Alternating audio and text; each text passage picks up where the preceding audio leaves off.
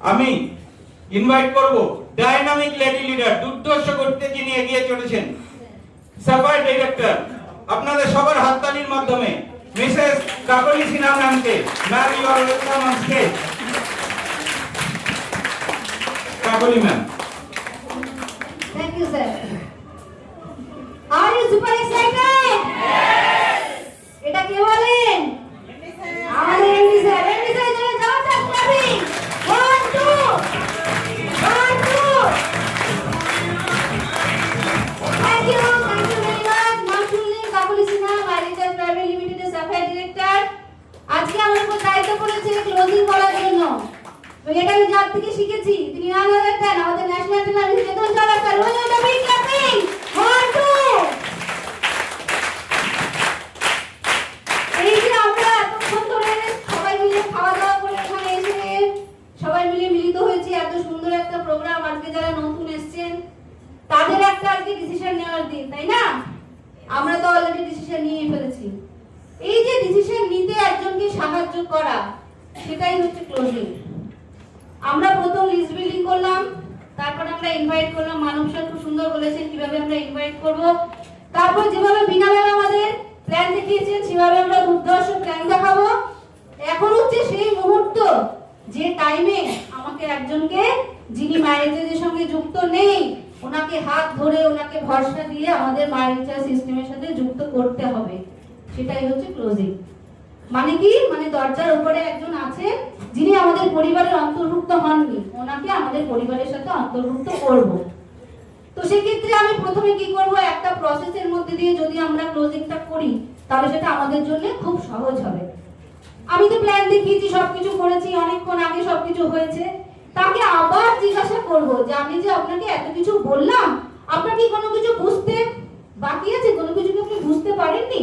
তাহলে সেটা আপনি আমাকে জিজ্ঞাসা করতে পারেন। তার যদি অ্যাবাউট প্ল্যান কিছু ডাউট থাকে, হতে পারে হয়তো তিনি জিজ্ঞাসা করলেন, হ্যাঁ আপনি বিবি বললেন, বিবি ব্যাপারটা কি, আমি তো শুনিনি কখনো। অথবা বললেন আপনাদের কোম্পানি কি করে টাকা দেয়, বলছেন 5 বার মাসে টাকা দেয়, কিভাবে দেয়। এরকম তার যদি কিছু কোয়ারিজ থাকে, সেই কোয়ারিজ গুলো ফার্স্ট আমি তার কাছে ক্লিয়ার করব। তার যদি কিছু প্রশ্ন থাকে সেগুলো ক্লিয়ার করলাম। হতে পারে তার কোনো প্রশ্ন নেই, সে বললো না আমি সব বুঝেছি। কিন্তু তখনই কিন্তু তাকে আমরা জিজ্ঞাসা করবো না যে তাহলে আপনার ডিসিশন কি, তাহলে আপনি জুড়ে যান, আপনার আইডি করে দিই, না, একদম না। তখন তাকে আমরা কি করব, একদম প্ল্যানের শুরুতে যে মাইন্ড সেটআপে যে জায়গা দিয়ে আমরা শুরু করেছিলাম, ওনাকে আবার সেইখানে নিয়ে যাব। কেন? কারণ আমাদের মানুষের চরিত্র যেরকম একটা চা পাতার মতো, যতক্ষণ না গরম না হচ্ছে ততক্ষণ রং ছাড়ে না। তো সেই জন্য আমাদের তাকে একটুখানি আবার সেই মাইন্ড সেটআপের জায়গাতে নিয়ে যেতে হবে। তখন তাকে আমরা কি বলবো,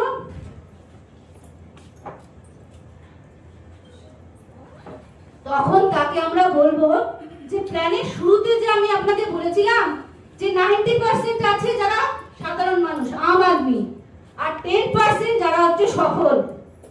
তাহলে আপনি নিজেকে এবং নিজের পরিবারকে কোথায় দেখতে চান, আম আদমিতে না সফল আদমিতে? সফল আদমি যার ফাইন্যান্সিয়াল সিকিউরিটি আছে, যার বাচ্চা ভালো এডুকেশন হচ্ছে, যে বিদেশে বেড়াতে যাচ্ছে, এরকম হচ্ছে সে হচ্ছে সফল আদমি। আপনি নিজেকে কোথায় দেখতে চান, এটা আমরা প্ল্যানের শুরুতে সবাইকে বলি, সেই জায়গাতেই তাকে আবার নিয়ে যাব। তিনি আবার বলবেন যে না আমি তো 10% যাবো বলেছিলাম, একদম ঠিক তাই। এবার আপনাকে আমি এটাও জিজ্ঞেস করেছিলাম বর্তমানে আপনি যে কাজটা করেন সেটার মাধ্যমে কি 5 বছর বাদে আপনি সেই সফলতার জায়গায় যেতে পারবেন? উনি বলেছিলেন না আমার পক্ষে সম্ভব না, যে কাজটা আমি করি সেটার পক্ষে সেই জায়গায় পৌঁছানো সম্ভব না যেখানে আমার ফাইন্যান্সিয়াল সিকিউরিটি আছে, আমি চলে গেলে আমার পরিবারের পুরো নিরাপত্তা আছে, সেই জায়গাতে আমি নেই। হয়তো একটা ভালো জায়গাতে আছি কিন্তু সেই জায়গাতে নেই। তাহলে এখন আবার তাকে আবার জিজ্ঞাসা করবো যে এই প্রশ্নটা আমি আপনাকে আবার এখন জিজ্ঞাসা করছি, আপনি কি আপনার সিদ্ধান্ত একই রেখেছেন? এখনো কি আপনি সেই 10%ই যেতে চান? উনি বললেন হ্যাঁ আমি এখনো 10%ই যেতে চাই। তাহলে আমরা যদি তখন তাকে বলি তাহলে আপনি জুড়ে যান, এখান থেকে আপনি 10% যেতে পারবেন না, আমরা কিন্তু তখন তাকে সেটা বলবো না। তাকে কি বলবো, বলবো দেখুন আমার কাজ ছিল একটা অপরচুনিটি আপনাকে দেখানো, সেটা আমি আপনাকে দেখিয়েছি, এবার সিদ্ধান্ত আপনাকে নিতে হবে যে আপনি সেই ডিসিশনটা হ্যাঁ বলবেন না না বলবেন। আমি যদি 10 জনকে দেখাই 5 জন হ্যাঁ বলে 5 জন নাও বলে, এটা যদি আমরা বলি তাহলে আমাদের একটা অনেস্ট ইমেজ তার কাছে ক্রিয়েট হবে। সে ভাববে হ্যাঁ তো ঠিকই বলছে, 5 জন হ্যাঁ বলে 5 জন নাও বলে। আমাদের কোনো জবরদস্তি তাকে আমার ডিসিশন তার উপর জবরদস্তি আমরা চাপিয়ে দেব না, তাকে আমরা ডিসিশনটা নেওয়ার জন্য টাইম দেবো, সে যেন সাফোকেটেড ফিল না করে।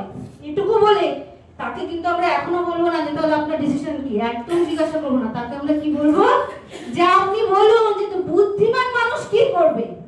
এরকম একটা অপরচুনিটি শোনার দেখার পর একজন বুদ্ধিমান মানুষ কি করবে, সেই ডিসিশনটাকে হ্যাঁ বলে একটা বেটার লাইফের দিকে এগিয়ে যাবে, যেখানে সে একটা ফাইন্যান্সিয়াল সিকিউরিটি পাবে, তার কোনো চিন্তা নেই, ভবিষ্যৎটা সিকিউর, নাকি সে আবার পুরনো একঘেয়ে জীবনে ফিরে যাবে। একজন বুদ্ধিমান মানুষ কি করবে বলে আপনার মনে হয়, প্রশ্নটা তাকেই আমরা ছুড়ে দেবো। তখন ওই স্বাভাবিকভাবে বলবেন যে না, বুদ্ধিমান মানুষ তো হ্যাঁই বলবে। তখন আমরা তাকে জিজ্ঞাসা করবো, তাহলে এবার বলুন আপনার ডিসিশনটা কি। হতে পারে উনি হ্যাঁ বললেন, যদি হ্যাঁ বলেন তাহলে আমরা তাকে পরের প্রসিডিউর দেখাবো, এবং হতে পারে উনি না বলেন। এবার যদি উনি না বলেন তখন আমরা তাকে জিজ্ঞাসা করব, যে প্রথমেই আমরা তাকে বলবো না, জিজ্ঞাসা করবো না যে কেন আপনি না বলেছেন, প্রথমে আমরা তাকে অ্যাপ্রিশিয়েট করবো। আমরা তাকে বলবো এই যে আপনি ফ্র্যাঙ্কলি না বললেন, এই যে আপনি একজন এত স্ট্রেট ফরওয়ার্ড মানুষ, এটা দেখে আমার খুব ভালো লাগলো। কিন্তু আমি কি জানতে পারি যে আপনি নিজে যেখানে বলছেন একজন বুদ্ধিমান মানুষ হ্যাঁ বলবে, ডিসিশন তার হ্যাঁ হবে, সেখানে আপনি নিজে কেন না বলছেন, এটা কি আমি জানতে পারি? তখন তাকে এটা জিজ্ঞাসা করবো। তখন সে হয়তো বলবে না আমার পয়সার সমস্যা আছে, বা আমার টাইম নেই, বা আমি কিছুদিন বাদে করবো, এই সমস্ত যখন সে বলবে তখন আমরা সেইটা অবজেকশন হ্যান্ডলিং, সেটা আমরা জানি, সেটার মাধ্যমে তার সেই ডাউটগুলো ক্লিয়ার করে তাকে আমরা আমাদের সিস্টেমের সাথে জুড়ে দেবো। এইভাবে যদি আমরা ফলোইং বা ফলো আপ বা ক্লোজিংটা করতে পারি, তাহলে কিন্তু একটা প্রসেসের মধ্যে দিয়ে আমরা যাব। আমরা সবসময় চেষ্টা করব যখন আমরা প্ল্যান দেখাবো অন দ্য স্পট এই ক্লোজিংটা করতে, কিন্তু অনেক সময় সেটা হয় না। অনেক সময় তারা বলে একটু ভেবে নিই, 2-4 দিন একটু ভেবে নিই। কিন্তু এই ভাবার টাইমটাতে কি হয়, অনেক সময় আমরা যাদেরকে বলি তারা গিয়ে তাদের পরিচিত মানুষদের সঙ্গে এটা নিয়ে আলোচনা করে, এবং তখন ব্যাপারটা অনেক নেগেটিভ হয়ে যায়। তখন আমাদের কি করতে হবে, আমাদের এই প্রসপেক্টকে প্রোটেক্ট করতে হবে। কি করে আমরা প্রসপেক্টকে প্রোটেক্ট করব, বা 1-2 দিন বাদে কি করে তার সঙ্গে দেখা করবো। এরপর যদি আমরা তাকে ফোন করি, দেখা যায় ফোন ধরে না, তখন আমাদের কি করতে হবে, আমাদের একটা প্রোডাক্টের ক্যাটালগ বা প্রোডাক্টের বই তাকে আমাদেরকে দিয়ে দিতে হবে। ঠিক আছে, আপনি চিন্তা করুন, আমাদের এই ক্যাটালগটা আপনি রাখুন।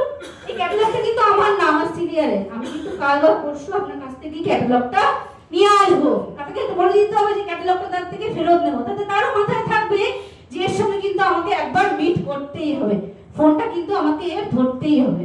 এভাবে আমরা ক্যাটালগ একটা তাকে দিতে পারি।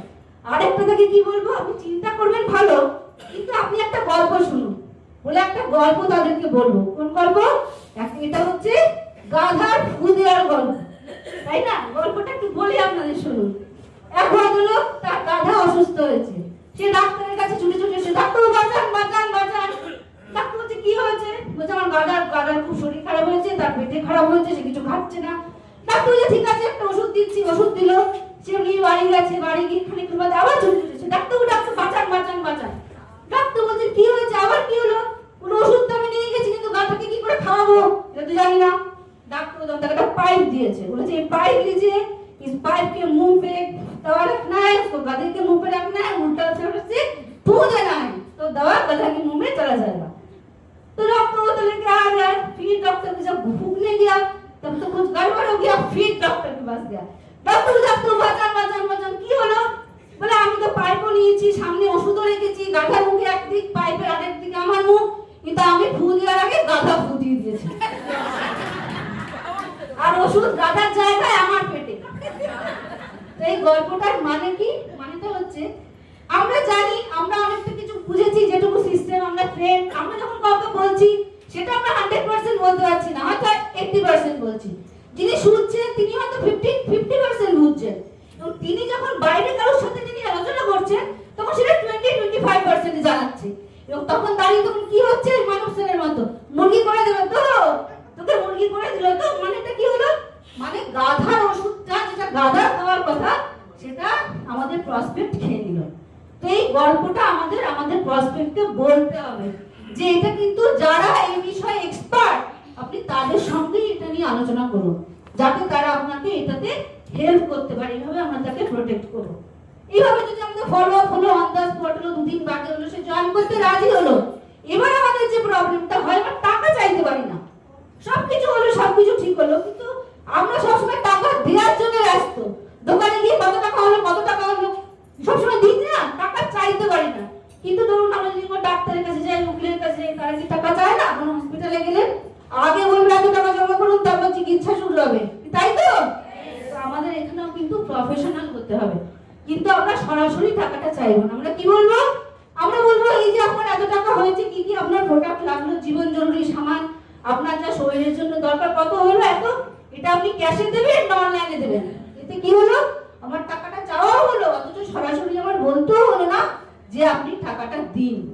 এইভাবে আমরা তার সাথে ক্লোজিং করবো, তার থেকে টাকা নিয়ে তার আইডি করে তাকে আমরা তার হাত ধরে তাকে ভরসা দিয়ে যে আপনার সাথে আমরা সবাই আছি, আমাদের পুরো সিস্টেম আছে, এই বলে তাকে আমরা আমাদের কোম্পানির সাথে জুড়ে নেব। এইভাবেই কিন্তু আজকে হোসেন স্যার এত বড় টিম, এবং আজকে আমরা সবাই এখানে যদিও মাত্র 2% প্রেজেন্ট আছি, কিন্তু এইভাবে কিন্তু আমরা ক্লোজিং করে সবাই আসছি। এবং ভবিষ্যতে যদি আমরা প্রপার ফলো করি, তাহলে কিন্তু আমরা সবাই এটা একদিন না একদিন ক্লোজিং এ মাস্টার হবে।